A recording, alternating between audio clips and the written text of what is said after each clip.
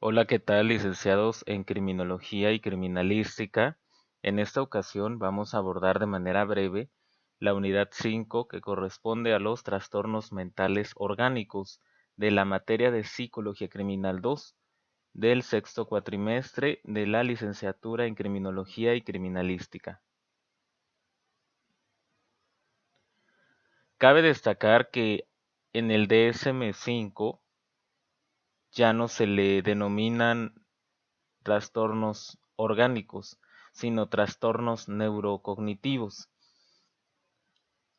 ¿A qué se refiere trastornos neurocognitivos? Que se tiene en cuenta que hay una alteración a nivel sistema nervioso, pero que finalmente lo que impacta o lo que más evidencia a estos trastornos es aquel déficit primario a nivel cognitivo.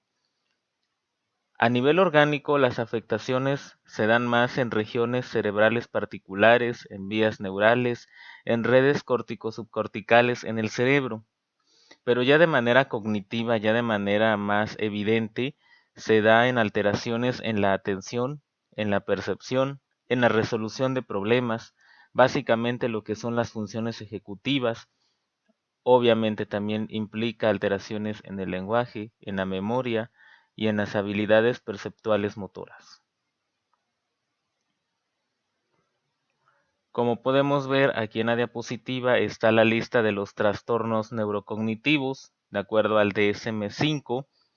Tenemos trastorno neurocognitivo mayor y menor, aquel que se refiere al Alzheimer, aquel que tiene un daño frontotemporal en los cuerpos de Levy, en cuestión vascular, traumatismo cerebral, inducido por sustancias o medicamentos, debido a infección de VIH, enfermedad priónica, enfermedad de Parkinson, enfermedad de Huntington, debido a otra condición médica, a etiologías múltiples y la cuestión donde no hay una especificación.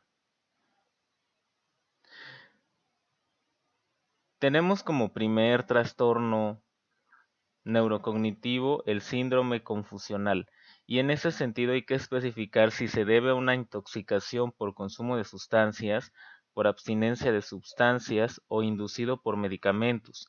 Básicamente, ¿cuál es la característica del síndrome confusional?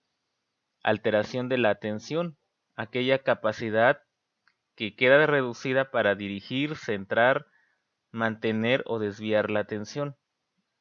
Por otro lado, también hay déficit de la memoria, de la orientación, del lenguaje, de la capacidad visoespacial o de la percepción. Y ya de manera específica tenemos el trastorno neurocognitivo mayor y el trastorno neurocognitivo leve. En ambos hay declive cognitivo significativo. En el leve es poco. Eh, ¿De qué manera podemos evidenciar este deterioro cognitivo significativo? En la atención, en la función ejecutiva, aquella cuestión para resolver problemas, el aprendizaje y la memoria, el lenguaje, la habilidad perceptual motora o la cognición social. Hay preocupación por el individuo en ambas situaciones, la leve y la mayor, pero aquí en el leve los déficits cognitivos no interfieren en la capacidad de independencia en las actividades cotidianas, es decir, que en el leve todavía el ser humano se puede valer por sí mismo, a diferencia del trastorno neurocognitivo mayor, que ya tiene que tener asistencia y cumplir ciertos tratamientos.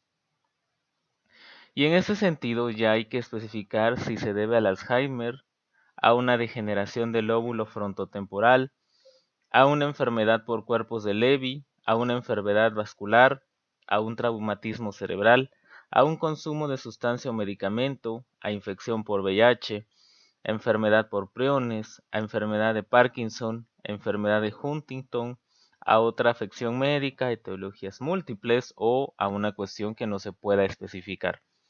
¿Cuáles son los trastornos neurocognitivos que más prevalencia tienen o las que más se presentan en las personas? Tenemos el Alzheimer y aquí en esta imagen tenemos 25 síntomas de esta condición, como es la pérdida de la memoria, deterioro del juicio, confusión espaciotemporal, no reconocer familiares ni amigos, problemas con las relaciones visuales o espaciales, delirios y paranoias, pérdida de habilidades motoras y el sentido del tacto.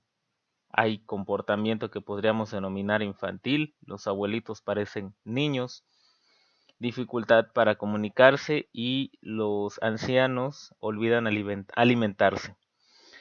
Tenemos otros síntomas como la vagancia, problemas de dinero, problemas para dormir, agresión verbal y física, todos estos trastornos que van teniendo una situación degenerativa en el adulto mayor y que se reducen o se resumen más bien en problemas de planear y resolver problemas, como lo hacían comúnmente. A nivel de la demencia senil, hay trastornos de memoria, orientación, cálculo, lenguaje, pérdida ejecutiva, que no pueden razonar, no pueden emitir juicios, generar abstracción. Hay agnosias, apraxias, movimientos un poco torpes, delirios, agitación psicomotora, piensan que todo es una catástrofe, deambulan, se desinhiben, hay ancianitos que se desnudan, se quejan todo el tiempo, no pueden dormir, no comen bien, se deprimen, les da ansiedad también, son apáticos y comúnmente cambian de carácter. Podemos ver entonces que el Alzheimer y la demencia senil tienen semejanzas. Aquí tenemos en la imagen un cerebro normal en comparación con un cerebro con Alzheimer, donde vemos la materia gris reducida. El Alzheimer es un problema neuronal que se presenta en cualquier momento, a diferencia de la demencia senil, que corresponde a un deterioro y muerte neuronal causado por el envejecimiento. En el Alzheimer, las personas olvidan situaciones completas, no recuerdan nada a futuro, les cuesta seguir indicaciones, les cuesta usar notas para recordar porque ya no pueden escribir, no pueden expresar con lenguaje escrito y les cuesta cuidarse a sí mismos. En la demencia senil todavía es un olvido un poco más leve, olvidan detalles de una situación, recuerdan más tarde con frecuencia, pueden seguir indicaciones, pueden usar notas, pueden cuidarse a sí mismos. Digamos entonces que primero la persona podría comenzar con demencia senil para terminar con Alzheimer. Teniendo un panorama general de los trastornos neurocognitivos, la tarea es que por equipos vamos a buscar un artículo y lo vamos a analizar con respecto a los trastornos neurocognitivos. Recordemos que el formato debe contemplar los nombres de ustedes, la asignatura, el nombre del docente, la fecha de entrega. Después, el título del artículo, conceptos relevantes que ese artículo nos proporcione, el objetivo de ese artículo. Y del método vamos a rescatar participantes, instrumentos, escenario, procedimiento y los hallazgos que los vamos a encontrar en las conclusiones o en la parte de discusión. Los hallazgos, recordemos que es la narración de los resultados. Y por último vamos a poner la referencia del artículo en formato APA. No entreguemos carpeta, por favor. Es un reporte de lectura bastante breve, bastante conciso. Y lo vamos a exponer en un póster como se hizo o se ha venido haciendo en exposiciones pasadas. Recordemos los links donde pueden rescatar artículos: Cielo, Redalic, Revista de Salud Mental del Instituto Nacional de Psiquiatría de nuestro país, Psicotema, y por último también pueden descargar alguna tesis de la Universidad Nacional Autónoma de México. Por mi parte es todo, nos vemos próximamente el domingo. Que estén bien, cuídense mucho.